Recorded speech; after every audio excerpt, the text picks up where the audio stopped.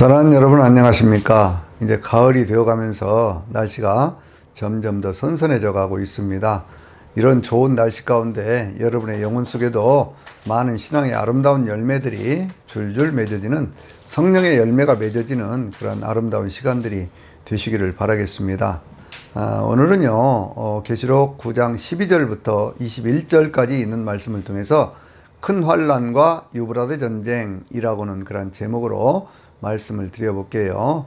9장 12절부터는 또 새로운 어떤 그 계시록 보면 다섯 번째 단락에 속한 그런 내용들이 쭉 전개가 되고 있거든요.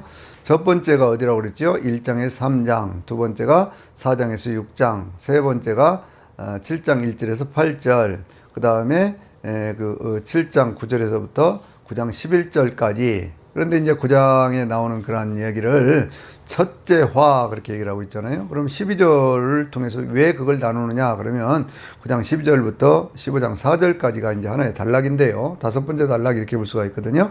왜 이걸 나눌 수가 있느냐 그러면 9장 12절에 뭐라, 첫째화가 지나갔으니 이제 이후에 두 가지 화가 신속히 이르리로다 이렇게 되어 있거든요.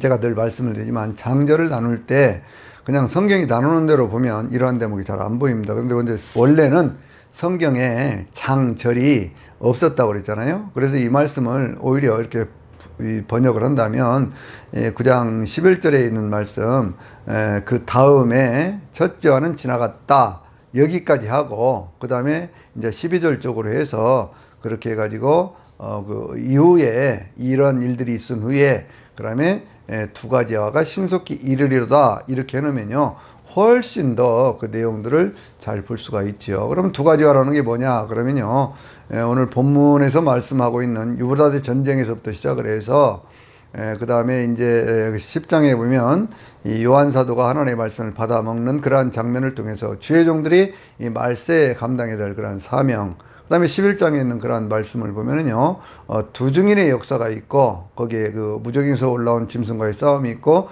휴거의 사건이 있고, 그리고 일곱 번째 나팔이 울려지는 그러한 모습이 11장 15절에 있거든요. 그런 다음에 이제 교회에 어떤 그런 핍박을 주는 그러한 세력들이 누구냐고 하는 것을 밝혀주는 것이 12장에 있는 어떤 하늘에서 떨어진 그 사탄, 그리고 그 무리들에 대한 교회의 핍박. 그리고 13장에 보면 사탄이 들어쓰고 있는 두 짐승, 하나는 바다에서 올라온 짐승, 하나는 땅에서 올라온 짐승, 그렇거든요. 바다에서 올라온 짐승은 권력을 가진 적그리스도, 또 땅에서 올라온 짐승은 이 거짓 선자의 대표, 이렇게 볼 수가 있거든요. 그렇게 해서 거기 아주 유명한 666이라고 하는 것이 나오죠. 그래서 666이 뭐냐 많은 사람들이 의문을 품고 있는데 그 부분에 대한 것은 또 다음 시간에 말씀을 드리도록 하고요. 그런 다음에 이제 그런 어떤 환란의 때가 지나가면서 하나님의 추수의 때가 다가옵니다. 그래서 14장을 보면 거기에 추수가 되어졌던 14만 4천이 거기에 모습을 보여주고 있고요.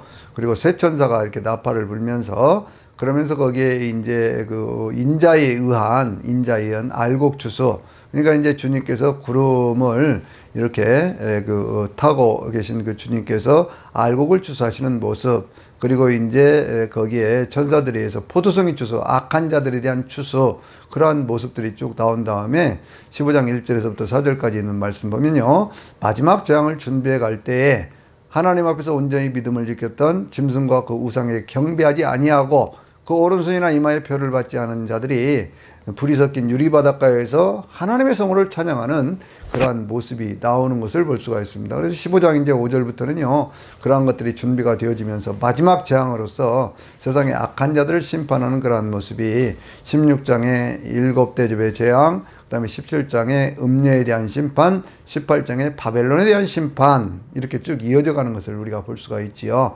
그래서 이제 특별히 어떤 그러한 그 교회가 당하는 어떤 그런 환난과 시험의 때의 그러한 모습들을 우리에게 보여주는 것이 바로 이 다섯 번째 단락이고, 그것이 계시록의 가장 중심부에 있다 이렇게 생각을 하시고 이 말씀을 보시면 훨씬 더 이해가 더 쉽습니다.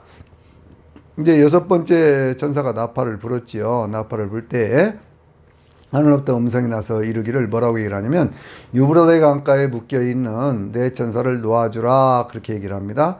그러니까 그 네 천사가 놓이니까 이 천사들은 그 년 월 일시에 사람 3분의 1을 죽이기로 작정된 자들이라라. 이렇게 말씀을 하고 있거든요. 자, 이 말씀을 다시 살펴보면요. 어디에 묶여 있는? 유브라데 강가에 묶여 있는, 유브라데라고 하는 것은요, 여기에 나타나는 것은 두 가지 의미에서 우리가 살펴볼 수가 있는데, 하나는 우리가 살고 있는 지구상에 있는 유브라데라는 강이죠. 근데 그 강은 어디에 있느냐 그러면 그 발원지가 터키거든요. 터키에 저희 아라라산이 있는 그러한 쪽에서부터 시작을 해가지고 거기에서 그 강이 시리아 쪽을 흘러가 가지고 그것이 어디로 가냐면 이라크 쪽으로 해서 페르시아만 쪽으로 이렇게 흘러 내려오는 거의 뭐 2,900km 가까운, 그러니까 거의 3,000km 가까운 그러한 길을 흘러서 이렇게 쭉 내려오는 강이 이게 유브라데 강이에요. 근데 이 유브라데 강하고 이것이 유명한 이유는 뭐냐면 우리가 창세기에 보면 하나님께서 에덴 동산을 만드셨을 때 거기에 티그리스 강과 유브라데 강이 있었잖아요. 히데길이라는 강도 있고 기송강도 있고요. 그런데 이제 그러한 강들이 네 가지 강들이 모습이 보여지는데 특별히 이제 유브라데 강하고 티그리스 강 사이가 메소포타미아 지역이거든요. 근데 메소포타미아라고는 그런 말은 두 강 사이에 끼어 있는 지역이다, 그런 뜻이에요. 그러니까 거기가 인류 최초의 문명의 발상지다, 우리가 그렇게 얘기를 하는 바로 그것이죠. 그런데 항상 어떤 그런 전쟁이 터질 때는 어디서 터지냐 그러면요, 그 뭐 아수르라든지 혹은 뭐 그 바벨론이라든지 페르시아라든지 이런 것들이 쭉 쳐들어올 때 저기 뭐 로마라든지 뭐 이런 쪽으로 쳐들어갈 때도 그랬고, 또 아래쪽으로 유대를 통해서 애굽을 쳐들어올 때도 그랬고, 항상 유브라데 강을 지나서 와야 되는 것이거든요. 그래서 이제 많은 분들이 이 말씀을 해석을 하면서 뭐라고 얘기를 하냐면, 거기서 일어나는 3차 세계대전이다, 이렇게 얘기를 하는 분들이 있어요. 하나의 중동전쟁이 또 터질 것이다, 그렇게 얘기를 하는 분들이 있지만, 그런데 이제 이건 하나의 어떤 중동전쟁이라고 하는 것보다는요, 유브라데 강가에 묶여 있는 내천사 그랬으니까 이게 사방으로 퍼져가는 그러한 모습을 볼 수가 있지요. 한 방향으로 오는 것이 아니고요. 그러니까 이것은 뭐 우리가 세계대전이 터졌을 때도 유럽으로도 가고 혹은 북쪽으로 해서 뭐 중국과 어떤 그 어딥니까 러시아 쪽으로도 가고, 또 이것이 뭐 아프리카 쪽에서도 전쟁이 터지고 아시아 쪽에서 태평양 전쟁이 터지고 막 그랬잖아요. 그러니까 온 세상에 터지는 그러한 전쟁의 모습으로 우리가 일차적으로 그렇게 볼 수가 있고요. 또 한 가지는 뭐냐면 이 유브라데라고 하는 그러한 것은요, 항상 이스라엘, 그러니까 신앙을 가진 하나님의 백성들과 신앙이 없는 그러한 이방 족속들과의 어떤 경계선이에요. 하나님께서 그 땅을 주신다고 그럴 때 이스라엘 백성들에게 거기 유브라데 강까지, 거기까지 대로부터 유브라데 강까지라고는 그런 말씀들이 성경에 나오거든요. 그러니까 유브라데 강이라고 하는 것은 어떤 영적인 그러한 싸움의 그러한 장소, 이렇게 우리가 볼 수가 있는 것이죠. 그러니까 이 말세의 어떤 그러한 장소라고 하는 것은요, 전쟁의 장소는 어떤 육적인 어떤 그런 세상의 어떤 그런 전쟁과 동시에 엄청난 그런 영적인 전쟁 그 장소다, 이렇게 볼 수도 있는 거거든요. 왜냐하면 거기에 그 마병대의 수를 보니까요, 그들이 수가 2만만이라 그랬거든요. 이제 보통 그것을 해석을 하면서 2만만 그러니까 2 곱하기 만 곱하기 만, 그래서 2억이다, 그렇게 얘기를 하고, 어떤 분들은 이걸 또 확장해서 그래서 2억이라는 군대를 동원할 수 있는 곳이 어디냐, 그건 중국밖에 없다, 그러니까 세계대전이 터지면 중국이 이렇게 참여를 해서 그렇다, 그렇게 얘기를 하는 분들도 있어요. 근데 이것은 여러분 현대전의 개념으로 보면 험한 것 아닙니까? 핵무기를 가지고 있는데 뭐 그렇게 무슨 뭐 군대 숫자 갖고 할 얘기가 아니지요. 그러니까 2만만이라고 하는 수는 어떻게 해석을 던졌냐면, 성경에서 볼 때 헤아릴 수 없는 그런 수들을 생각을 할 때 보통 천천히요 만만이라 우리가 그렇게 얘기를 하잖아요. 그러니까 이제 만만이라고 하는 헤아릴 수 없는 그런 수인데 거기에 곱절의 수니까요, 그 숫자는 헤아릴 수 없는 무수하게 많은 그러한 군대, 그러한 군대다, 이렇게 볼 수가 있는 거거든요. 왜냐하면 1세기 바로 이 요한 사도가 이 말씀을 기록할 때요, 그때 전 세계 인구가 한 2억 명 정도 됐다고 그러거든요. 그러면 그 당시에 어떤 그런 기준으로 보면 이건 상상을 할 수가 없는 수죠. 전 세계의 어떤 군대 사람들이 전부가 다 군대다, 그렇게 말할 수는 없는 것 아닙니까? 그러니까 이제 그 인구가 늘어나는 그런 속도도 보면요, 지난 1세기 동안에 거의 인구가 한 4배 정도 늘었다고 그러죠. 지금 인구가 보통 한 뭐 73억, 75억 그렇게 얘기를 하는데, 이 인구가 이렇게 늘어나는 것이 4배 정도로 이렇게 늘어나는 것이, 그것이 거의 뭐, 뭐라고 얘기를 해요? 한 뭐, 그 100년 정도 이렇게 걸려서 늘어났다 그런 얘기를 하거든요.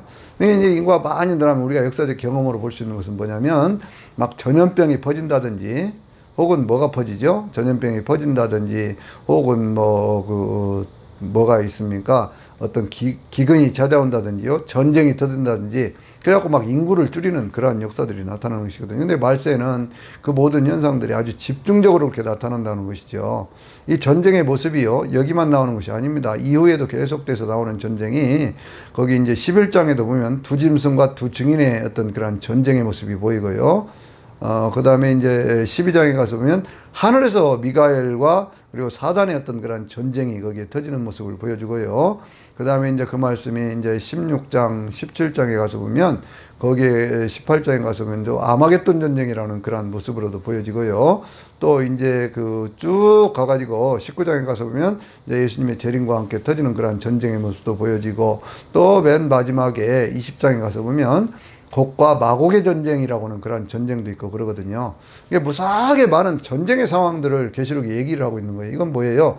우리가 살아가는 인생 자체가 전쟁터라는 거죠. 여러분 여기는 낙원 아닙니다. 어떤 사람이 착각하는 것이 있어요. 예수님 믿으면 모든 것이 다 낙원인 줄로 생각하는데 천만의 말씀입니다.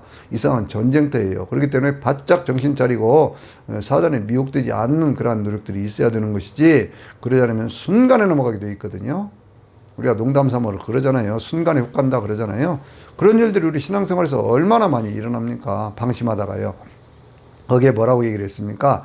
그들은 근년 월 일시에 사람 3분의 1을 죽이기로 작정된 자들이라. 이 말세의 어떤 그러한 이야기들을 하면서 성경이 계속해서 얘기하고 있는 것은 사람들의 죽음이 보편화된다는 그러한 얘기를 하고 있잖아요. 인을 뗄 때도 네 번째 인을 뗄 때 칼과 흉년과 사망과 땅의 짐승으로 죽이더라. 땅 4분의 1에서 그렇게 얘기를 하고 있거든요. 그러니까 그런 것들이 중첩되어 가면서 이쯤 되면요. 인구 절반 이상이 사라져버리는 그러한 모습까지 지금 성경이 말씀하고 있는 거거든요. 그러니까 엄청난 어떤 그러한 재앙이 다가오고 있다. 그런데 그 말탄자들의 모습을 보니까요. 그들은 불빛과 자줏빛과 그리고 그 유황빛의 흉갑을 입었다. 그러니까 항상 등장하고 있는 것은 악한 것들은 자기들을 충분히 방어할 수 있는 그러한 것들을 가지고 나타나는 거예요. 그냥 뭐 악한 자들 우리가 쉽게 이길 수 있는 존재가 아니에요. 그것들은 자기들을 방어할 수 있는 그러한 것들인데 그들의 입에서는 뭐가 나와요? 불과 유황과 그리고 연기가 나오더라 그렇게 말씀하고 있잖아요. 불과 연기와 유황이 나온다 그렇게 말씀하고 있거든요. 이러한 모습들은요 구약 성경에서 계속해서 말씀하고 있는 어떤 재난의 상황을 얘기를 할 때에 등장하고 있는 그러한 모습들이에요. 그래서 이제 불과 연기와 유황이 나오는데 그 짐승들이 그 불과 유황과 그리고 그 연기로서 사람들을 죽이더라 그렇게 얘기를 했죠. 그런데 그 다음에 있는 말씀을 보면요 뭐라고 말씀하고 있냐면 이렇게 얘기를 하거든요. 그들은 이 새 재앙에 그 말들의 권세는 이 말들의 권세는 뭐라고 얘기를 했어요? 말들의 권세는 입과 꼬리에 있으니 꼬리는 뱀 같고 거기에는 머리가 있어 이것으로 사람들을 해하더라 그렇게 얘기를 하잖아요. 거기 꼬리가 등장하고 있지 않습니까? 우리가 그 5번째 나팔장에서도 그 꼬리에는 쏘는 침이 있다 그랬잖아요. 정갈들이. 그런데 여기도 꼬리가 지금 등장하고 있지 않습니까? 그러면 꼬리는 무엇을 상징하고 있을까요? 꼬리는요, 이사야서 9장 15절에 있는 말씀 보면 거짓 선자들을 상징하고 있어요. 거짓 선자를 가리켜서 꼬리라 그렇게 표현을 하고 있거든요. 그래서 이 꼬리에 대한 것, 거짓 선자들에 대한 얘기를 좀 더 구체적으로 살펴보면 에스겔서 13장을 보면요, 이 거짓 선자들은 살릴 사람은 죽이고 죽을 사람은 살리는 그런 일을 하는데 그것이 두어 웅큼의 보리 때문에 그렇다 그렇게 얘기를 해요. 조그마한 이익 때문에 자기들이 어떤 그런 종교적인 것을 이용을 해서 그렇게 해서 죽을 사람은 살리기도 하고 또 살려야 될 사람은 죽이기도 하는 그러한 일들을 하면서 아무것도 눈에 본 것이 없는데 여러분 그 에스겔서 13장을 한번 찾아서 읽어보시기를 바랍니다. 거기에 보면요 거짓 선자들에 대한 특징이 아주 적나라하게 나와 있어요. 그냥 하여튼 이 사람들은요 돈 생기면 하는 거예요. 돈 생기면 하는 것이고 그리고 아무것도 보는 것도 없으면서 자기가 봤다. 하나님께서 그렇게 말씀하셨다. 그러고 하나님의 말씀을 빙자해서 거짓말을 하고요. 또 어떤 경우에는요. 그냥 막 선지자 노릇을 하면서 그러면서 점을 치고요 하는 그런 짓들을 계속하는 그런 모습을 볼 수가 있어요. 그러면서 예루살렘 성이 그 당시로 말하면 예루살렘 성이 이제 곧 멸망을 하게 생겼는데, 멸망하게 생긴 그 성을 보고요, 아 괜찮아, 여기는 평강이 있어, 그러면서 거짓 평안을 얘기를 하는 그러한 모습들을 보여주고 있어요. 여러분들 그 에스겔 13장에 있는 말씀을 보면서 주변을 한번 돌아보시기를 바랍니다. 제가 차마 뭐 여기서 다 말로 못하지만 그러한 현상들을 여러분 주변에서도 많이 볼 수가 있어요. 그래서 그것을 분별할 수 있는 눈을 기르시라, 그런 얘기거든요. 그 거의 선자 그 꼬리에는 그와 같은 모습들을 보여주는 그러한 것들이 이제 뭐 팽배해지는 어떤 그러한 시대가 되는데, 그렇게 해서 이제 사람들을 속여서 머리가 있다고 그랬으니까 그것이 얼마나 교활합니까? 뱀 같다 오는 그런 표현 자체가 얼마나 그 사단의 역사를 가지고 있다는 걸 설명하고 있잖아요. 그것으로 사람들을 죽이더라 그랬어요. 사람들의 영혼을 죽이고 사람들의 육체를 죽이고는 그러한 시대가 이 마지막 때에 그렇게 되어지는 것이거든요. 그러니까 교회에 엄청난 그런 박해와 시련의 시대가 그렇게 찾아오고 있는 거예요. 그것이 악한 자들에게만 있는 것이 아니에요. 근데 거기에 살아남은 자들은 뭐 하지 않는다고요? 그들의 행위를 회개하지 아니하고 그랬죠. 행위를 회개하지 않는다고 그랬어요. 그들의 행위를 회개하지 않는다. 그리고 뭐랍니까? 오히려 귀신들을 섬기며 금이나 은이나 목석으로 만든 우상들에게 절하고 그랬죠. 그러니까 귀신을 섬기는 시대. 여러분 이게 현대 문명의 어떤 특징 가운데 하나예요. 악령들을 섬기는 시대. 그런 시대라고 지금 얘기를 하고 있지 않습니까? 또 뭐라고 얘기를 하고 있어요? 그게 우상들을 섬긴다. 금은 동, 목석이라고 그랬는데, 여러분들 금이라는 게 뭐예요? 금이라고 하는 것이 물질 문명 아닙니까? 물질 최고질이 아니에요. 예? 그런 것이잖아요. 은이나 목석으로 만든 거 각종 세공품 만들어가지고 그것들로 그냥 자기들의 인간의 어떤 그런 쾌락을 만족시켜가는 그러한 모습들이잖아요. 그런데 이제 그 다음에 있는 말씀 보면요, 그것들에게 절하고 그랬어요. 절한다는 말은 다른 표현으로는 경배하고 그런 얘기예요.